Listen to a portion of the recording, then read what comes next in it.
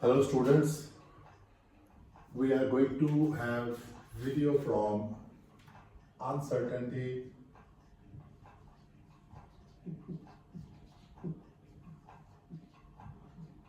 principle, Heisenberg Uncertainty Principle. Now this is from atomic structure. In that case, what we are having, first of all, what is atom?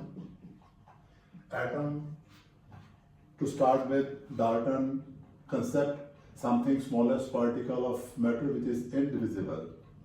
Now later on, with the discovery of cathode rays, anode rays,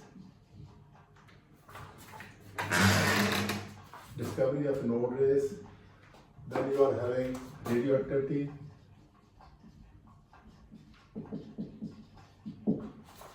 Faraday's law of electrolysis,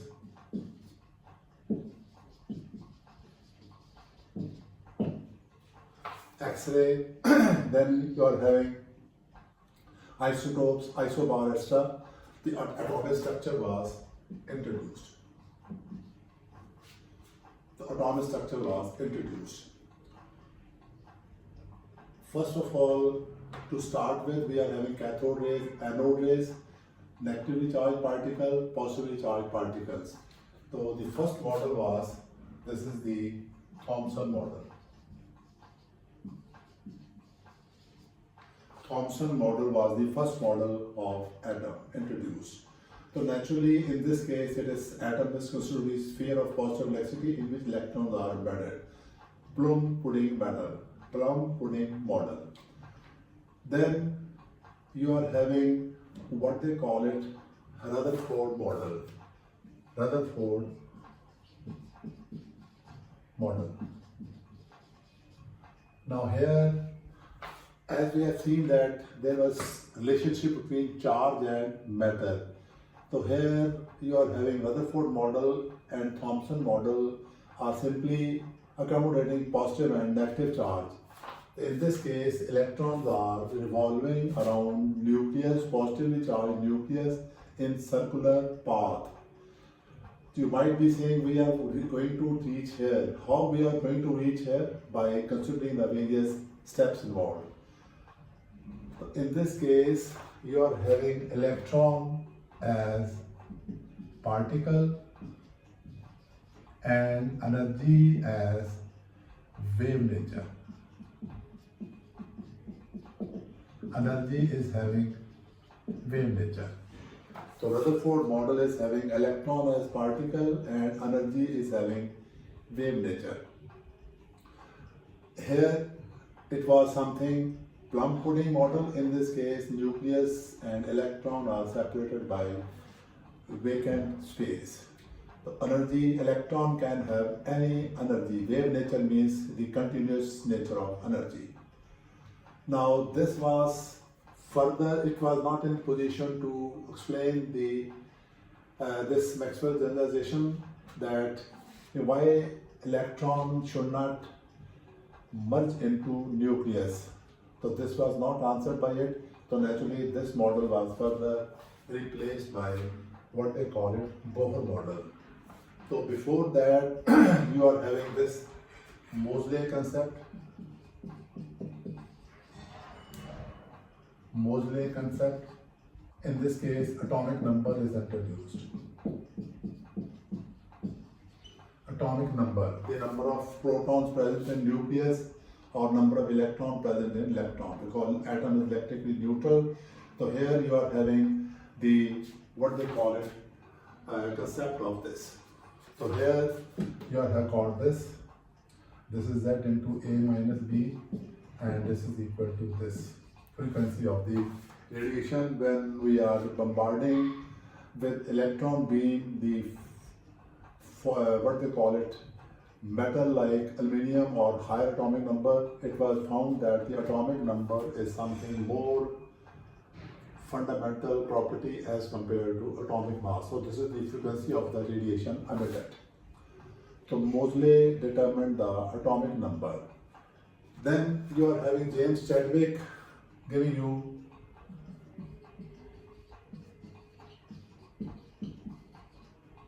neutron by this nuclear reaction. So nuclear reaction, this beryllium foil is bombarded with the alpha particle and you are getting this neutron. Neutron and proton are almost having same mass. Only thing it is neutral in character, atomic number is, this proton is positive in charge, that is carrying positive charge. Electron and proton, both of them are carrying charge 1.609 into 10 raised to minus 19 coulomb. So this is the charge present on them, and then here mass of electron is something very less as compared to that of proton. Proton and neutron are having almost same mass. After that, when Rutherford model was not able to explain why the stability of atom, so the whole model came into being. Here electron was revolving around nucleus in any path. Here electron is revolving around nucleus in certain fixed path, which is known as orbit, energy shell or energy level. So the difference is that again electron is having particle nature, but in this case the nature of energy is changed. Energy is having quantization. The quantization, Planck's quantization introduced. Energy is, you can say according to this Planck's quantization, E is equal to NH nu. N will be having whole number value. So this was introduced. It means that energy is having dual nature. For example, certain phenomena, interference, diffraction, reflection, etc. are explained with the help of wave nature, while with the help of quantization, we are able to explain the spectrum, black body radiation, or photoelectric effect. So it means energy is having dual nature. The difference between the two models is that here any value of energy is possible, here certain fixed values are possible. Even angular momentum of electron is also quantized. So therefore, using this concept, here we have calculated the energy of electron in different orbits, and it is increasing with the value of number of orbits. For example, first orbit is having less energy as compared to electron present in second orbit. So Bohr model. So Bohr model is able to explain the spectrum, emission spectrum.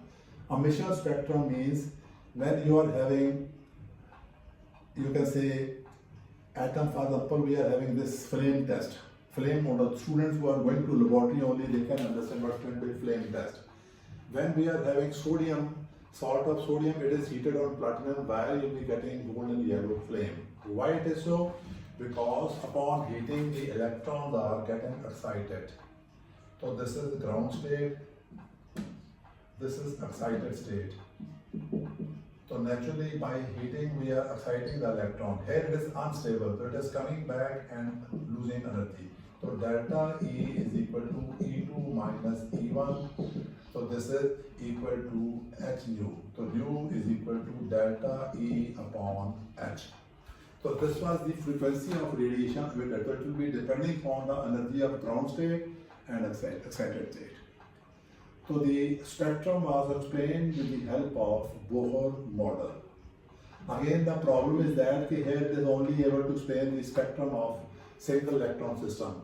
It is not able to explain the shapes of orbitals coming, shapes of the molecules formed by the combination of atoms. It is also not able to explain Z-man effect or the Stark's effect, etc. So Bohr model was further requiring improvement. So then came what they call it, you are having this de Broglie concept. Here, as energy is having dual nature, the electron was also assigned the wave character in addition to particle character. So it is lambda is equal to H over mv. So this is de Broglie equation. This is the wavelength of matter wave. The same equation when you are using for electromagnetic radiation. So So here you will be having mc because it is obtained from this equation, E is equal to h nu and E is equal to emc square. So this is Einstein equation. So this equation and this equation combining, you are getting this equation. You will be getting it for electromagnetic radiation, and then it is further what they call it used for matter wave. So electron is also having wave nature. So this was introduced by de Broglie. So here earlier you were taking electron as particle in Rutherford model, in Bohr model. Now according to de Broglie concept, electron can also have wave character.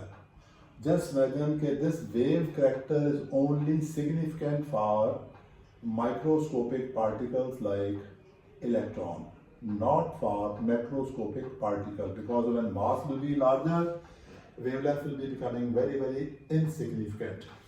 So as a result of that, this de Broglie concept is indicating wave nature of electron. So electron or matter is also having dual characteristics. For the cause of this is you can say wave nature as well as particle nature. So here we can have this. Okay, this both of them are amplified. Then you are also having one more concept. What is that? That is known as uncertainty principle. Uncertainty principle means, for example, earlier we were saying that in Bohr model you are having this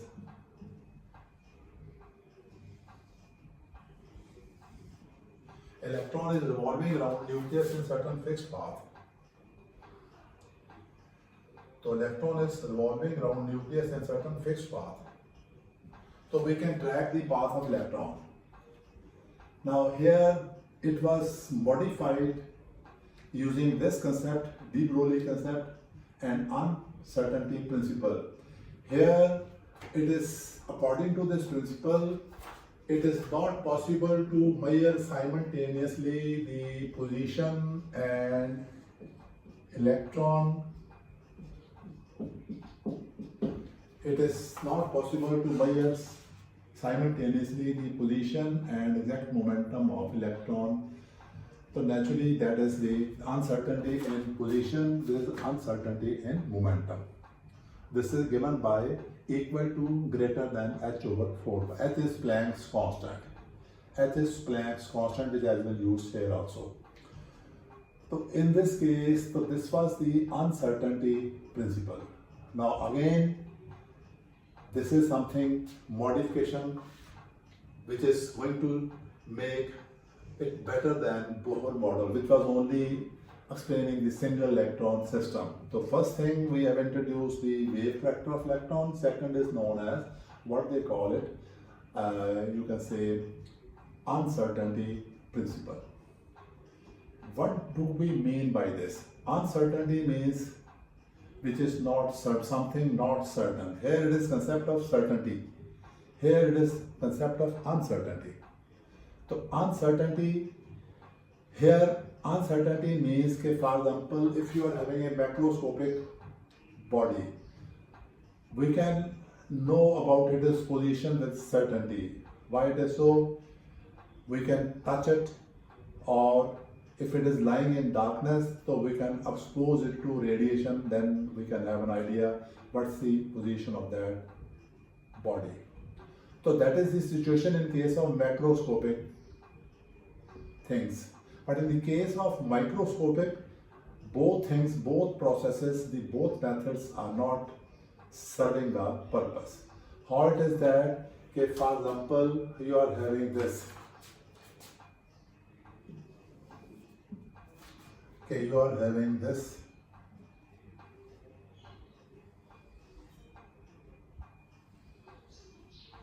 This is the path of electron. Expected path of electron. Now you cannot touch it. Now if you are trying to see with the help of some microscope, so here you will be having radiation. So what will happen? Okay, this is the radiation, radiant energy. so it will immediately change its path.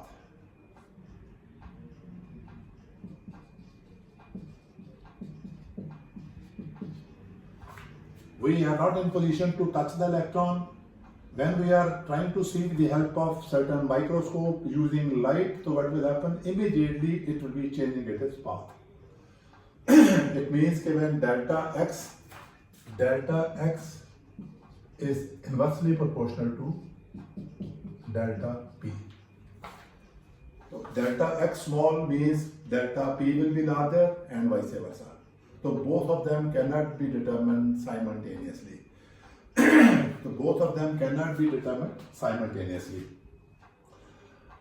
Now here, this will be resulting into some uncertainty.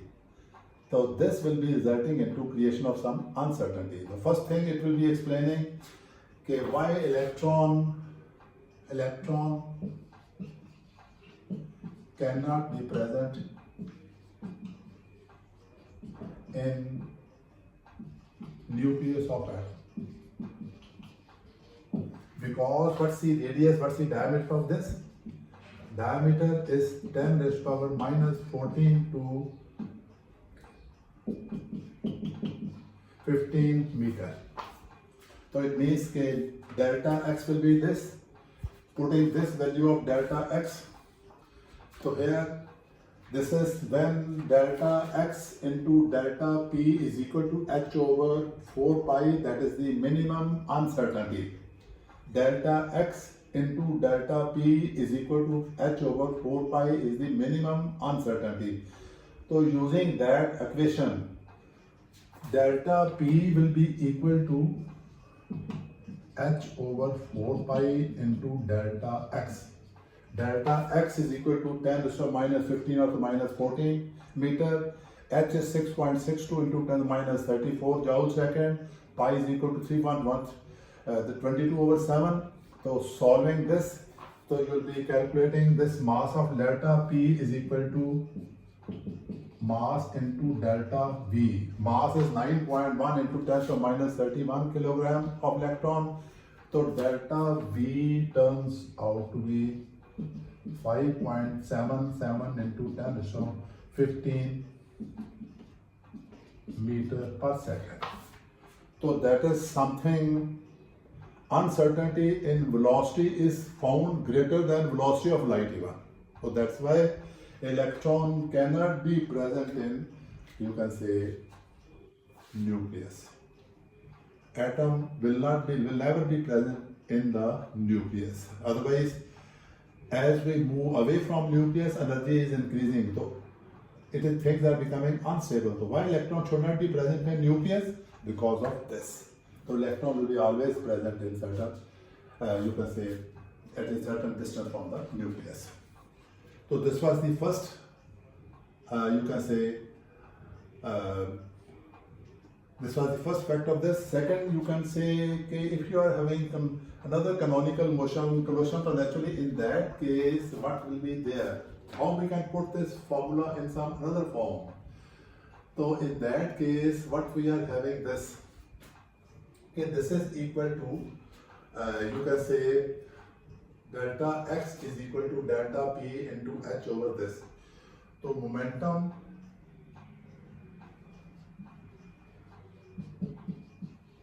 is equal to mass into velocity.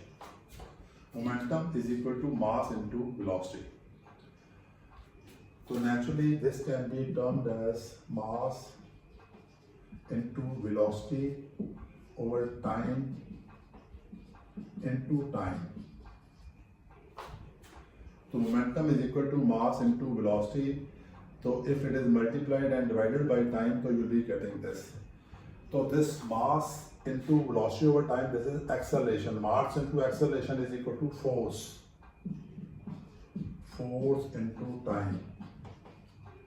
Now if you take momentum into distance,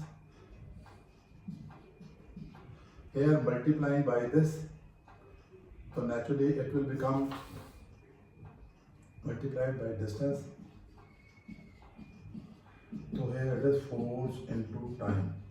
Force into time into distance. So force into distance is equal to energy.